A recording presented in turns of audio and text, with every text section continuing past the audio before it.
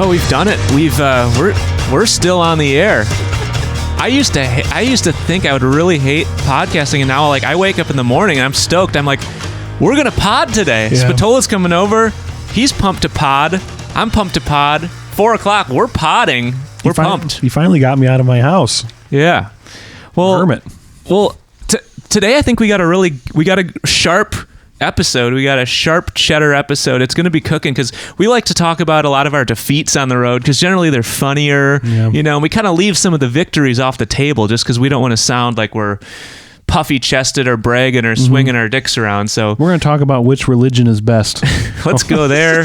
Let's talk about race. Let's talk about politics.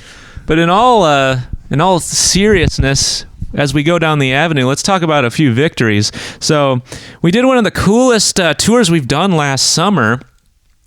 For the longest time, the first song I ever learned on the guitar was Good by Better Than Ezra when I was 13 years old. Mm-hmm. My pops took me to see some show at the Marcus Amphitheater. He's like, you got to get a guitar. Bought a guitar. I talked about this a little already. I think I was working at McDonald's, so I could save up money to get the guitar. Mm-hmm. Did you ever work at McDonald's? Never did fast food. Refused. Yeah. $5 an hour I was making. That was good money for a little wee guy. What did you make at the? Didn't you work at a hot dog stand or something? No, I would steal my parents' lawnmower and go mow people's lawns. There you go. And that was big money. And then we would just run out of gas and be like, well, what do I do now? And then my dad starts like, this thing's out of gas. I went in the garage to cut the lawn the other day. My gas cap is off. I lost the gas cap. So there's gas spilling out of the lawnmower because I got kind of a hilly little yard. But I go across the street. I tell my neighbor Crosby about it. He's got 10 of them in his pocket. Yeah, Crosby. He's 80. He's still living there. Yeah. He's like a Seinfeld character. I'm like, what's up, Crosby? He's like, well, still alive. That's about it. And I'm like, I tell him about the lawnmower. He's like, I'm a collector, man. I got 10 gas caps for lawnmowers right in my garage. So he collects stuff. He's kind of hoarding in the garage. And so I go in his garage. He's got a gold one, a red one, a silver one. He's like, this is the 92 model from the Samsung. This one tastes good sometimes to sit on. It feels good. Want it? He had that. So I asked him for his opinion. I got a gas cap now. Anyway, we're getting off subject. So we get on this tour with Better Than Ezra, one of the great 90s bands of all time. They had that hit song, Good. Oh, it was good living with you. Yeah. One of my favorite songs. It's got the bass line. Do, do, do, do, do, do, do, do, do, do. I can't sing that low, but you guys know the song. Big hit. So we're on tour with Better Than Ezra. We take our van, the milk truck out. We drive it 14 hours out to Boston. Mm-hmm. It's a haul. Mm-hmm. We drive through the Rust Belt. We get to Boston. We load in. We see the guys. We meet them. And these are like childhood heroes of mine. So now we're like touring with them. It's pretty exciting. Yeah. Their lead singer, Kevin Griffin, he's a veteran of rock and roll, but he's about 50 now. I mean, I'm a straight man, but he is a hot man. Yeah, holy God. He gets it. He gets what he wants.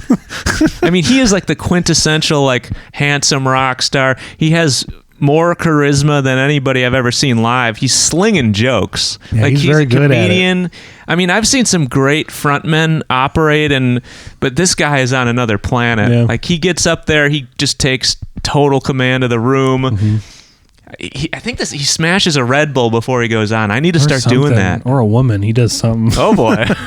Oh, I had a hit.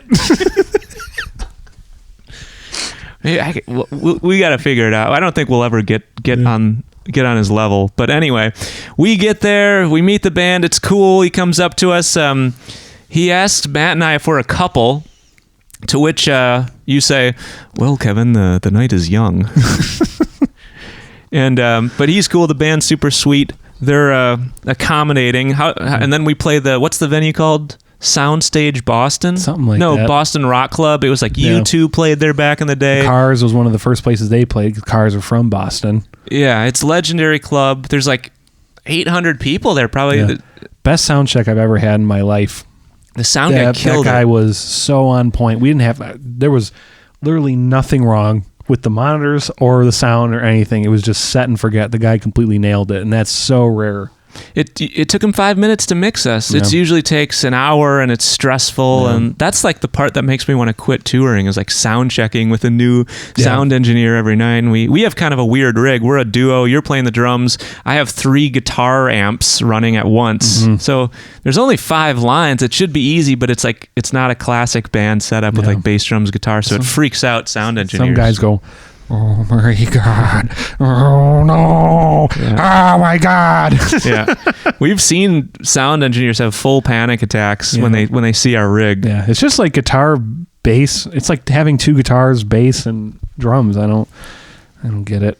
As you would say, like we tell the sound guy we have in-ear monitors. The sweating just pouring down his face. You just see the instantly sweat coming. Looks like someone just poured a fucking bucket of piss over his head, just sweating. What am I gonna do? So that brings us to our next point. Boston, smash, one of our best shows ever. We almost break our record for merch. It's great. We get in the van, we drive to the Paramount in Huntington, New York. Huge theater. Long Island. Yeah. Long Island. That's Blue Oyster Cult's neighborhood, where they're from. Long Island. It was classy. I mean, there's a lot of money there. People are, I mean, they're spending 30, 40, 50 bucks on dinner on the low end. It's like a cute little old colonial neighborhood. The theater's really fancy. It was big. But we have a disaster of a sound check. Yeah, that was bad. They were having some in and out troubles, and no one knew what was going on. And I was pretty pumped when we got there because the sound crew is really young and chipper, which is a good sign. They're like pumped. They're pumped to work with you, and they're like, "What's up, guys? Good to see you." So I'm like, "All right, this is gonna be good." But then we realized they've like ran 2 shows in their lives, and they couldn't figure out where they plugged in the acoustic guitar. It takes an hour for them to figure out. Plug that in. Yeah, what line was that? They're yelling. My girlfriend hates me. It's just brutal. Yeah, they're yelling at each other from across the hall. We get up, we do the sound check. The mix is gone. It's completely different than what we sound checked. Yeah. The guy falls apart. They just kept the mix from the previous band. There was another band that overplayed their set, and by the time we got on, I think they kept their monitor mix. Yeah, we didn't really stand a chance. I think we sounded terrible. We did our best. I ended up selling merch on the sidewalk after the show just because merch sales were low indoors. But that worked out okay. There was some Long Island guys ripping on me. We had our film crew, the Pontiac brothers, with us. So they're rolling tape of me schlepping merch on the sidewalk, and they're interviewing these old Boston guys. And I'm about to interview this one guy, and I go, "Hey, this Billy from Boston. What'd you guys think of the show?" And the guy goes, he looks at the camera, he goes, points at me, he goes, this guy's gay, right? And then he just leaves. So we got some good footage. Was it the Paramount that had the really good catering? Like that upstairs situation was amazing. I guess one of the people, this one guy kept saying, I don't know why he kept saying it over and over again. He's like, "I see that Bud Light in the fridge. That was Ace Frehley's beer. He left it here last week." Right. I'm just like, all right. Yeah, and there were some girls that snuck backstage, and they were kind of a problem. Yeah, like they were distracting. I mean, that's fine. Like we're not going to drink all the beer. You drink the beer. That's cool. But they were. I think the band was kind of freaked out because they were hitting on the band pretty hard. Yeah. And these guys are married men, so they're like, "Whoa, yeah, we got to get out of here. Yeah, like, we got to go." But I think the venue, it was a beautiful venue, but just it was ran really loose, and the security was not great. Non-existent. They just let them in. These groupies snuck backstage, and I don't think they were super pumped about it. No, but I think that the crew was trying to hook up with the groupies is what was going on, because they infiltrated the office. Yeah. We go in there, and there's like these girls in bikinis like sitting in the office, so we have to wait for the girls in bikinis to flirt with the staff before we can get paid. But anyway, maybe if I have sex with the sound guy, I can get to Kevin. Gotta get to his chin and his jawline. Where does that put us? What happened after the Paramount? We went to Baltimore. How they say it? Baltimore. I love Baltimore.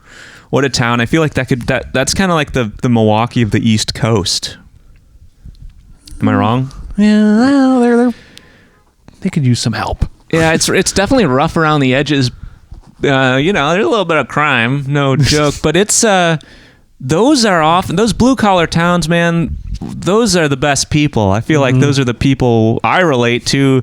You relate. We come from kind of like Wisconsin, PBR families, and Boston has that kind of vibe to it. You just have real people. And it's not pretentious, It's like, we're playing LA. People got their arms crossed. You feel really judged. It's like more about how you dress. Whereas in Baltimore, it's just about how hard you rock. Give me the rock. But that show was a smash. That was one of our best shows ever. There was like 900 people there. It was packed. I think that was a good merch day too. That's one of the few times that I've stood at the merch table, and it seemed like people were buying shit. Yeah, we cleaned up. I think that was our U.S. record for merch sales. And we had Pontiac Brothers helping us sell merch because otherwise we would have been screwed because we were getting bum rushed. We end up Better Than Ezra plays. They kill it. They haven't lost an inch. They're one of the best live bands out there right now. But we go outside. We wait outside the front door with a case of records, and we're just selling records on the sidewalk, like full DIY, which I'm glad we did because we connected with a lot of people. We got a lot of high fives and hugs, and I always have this like twisting in my stomach before I go out there. It's like, I feel kind of like an asshole standing here. And there's that awkward moment until the first person comes up and engages, and then everything's cool. And then there's like a little line. People are buying merch. Yeah. So the Better Than Ezra run was, everything went, besides the horrible sound check in New York, everything went pretty damn well. Yeah. And it felt good because we played in front of a lot of people, and that was good. That's why you do it. It's like, we do the grind. We do the grind tours, the smaller tours, and that's cool. But, when we get to do these runs with like Better Than Ezra, Violent Femmes, it's like, it's a holiday. It's, you're playing to 1,000 people every night. It's pretty dreamy. You didn't play at the Paramount before, did you? No, I've never been there before. But they have a lot of those. They have a lot of classic, like, 90s bands come through there. I still feel like Better Than Ezra's very relevant, Like a lot of those 90s bands, it's like only the state fair circuit or like the local fair circuit where they get paid well, but Better Than Ezra, they can still do the clubs, and they're not like a hipster band, but they're like, they hold it down. They're good. They sound very good. They got Mike Jerome playing drums. He brings the fire. Of course, I forgot, I met him like 6 months before we did the Better Than Ezra tour because he was in LA. That's right. And he was playing drums with our friend Eric McFadden. Yep. So two very sweet dudes. I had something for you. I lost it. Mike Jerome. Tom Drummond, the bass player for Better Than Ezra. Nice guy. We're shooting the shit with him. He texts me after the tour saying, "We got to have you back. We got to have you back on the road with us." So hopefully we'll get back out there with those guys. That'd be nice. It's pretty crazy to listen to these bands as a little kid, look up to them, and all of a sudden we're like grown people now, and they're like our peers. We're like playing gigs with them. It's pretty wild. We can look at Kevin Griffin's Jawline. That's a Jawline. Didn't he write You and I? Didn't he co-write that song? Yeah, well, he's a powerhouse songwriter out of. He lives in Nashville now, but he doesn't really have to tour that much because he writes so many songs, like co-writes, and he writes country hits for people too. So he can kind of do it all. He's a multi-dimensional dude. So, so after that we do Baltimore. Oh, I got a quick Baltimore story. First time I ever went there. I'm 18. I'm a freshman in college. You ever heard of the Preakness horse race? Never heard of the Preakness. It's it's one of the highest profile horse races in the country. I can't remember, Pimlico, name of the racetrack, but it's televised, national TV. On the outside of the racetrack is all these like wealthy people who are gambling, betting on the race. They dress up like I'd like to put $1,000 on Seabiscuit, and if he loses, I will eat him. Yeah, those guys. Yeah. They're out there. They got big hats. They dress for the occasion. Yeah. They're throwing down like minimum $100 bills on every race. It's packed. But meanwhile, the infield in the middle is just a savage delinquent fest of college kids partying their ass off, and that was us that year. So we everybody wheels in like big cases of beer, and like they get big triple, quadruple cases on wheels. They roll them in there. They're bringing in like those little kid swimming pools, filling them up with ice, and then like dumping 1,000 beers in there. So by the end of the race, it's getting pretty out of hand. Like it's dangerous. People are just taking like urinating in front of the cops. The cops are just letting it go because you don't want to incite a riot, you know? It's like... Talk about urination. It's my cup of tea. There you go. And the Porta-John, they call this the gauntlet, where they put the rows of Porta-Johns together, and a dude will jump up on the top of the Porta-Johns, run across all the Porta-Johns while patrons on either side throw full cans of beer at him and try to hit him in the head and knock him off the Porta-John. So you can look this up on YouTube. It's pretty wild. I think it's called the Gauntlet at Preakness. But there's a lot of injuries that day. We were looking up in the sky, and people started to throw full beer cans into the sky because there was so much leftover beer. So we're like looking out for each other, trying not to die, and like swatting beer cans before they hit each other in the head. It was really savage. I think they actually discontinued the party infield because it was just such a liability. That sounds like a nightmare. Yeah. All they had to do was just watch a couple horses. Yeah. So I think that's all I got for Baltimore. You got anything left? Should we wind it down? Where are we at? We're doing pretty good. 16 minutes. This might be a little shorter of an episode. That's okay. The Better Than Ezra Tour. I'm good. You're good? Okay. Dirt from the Road. If you want to support the arts and culture, if you like the podcast, subscribe to it.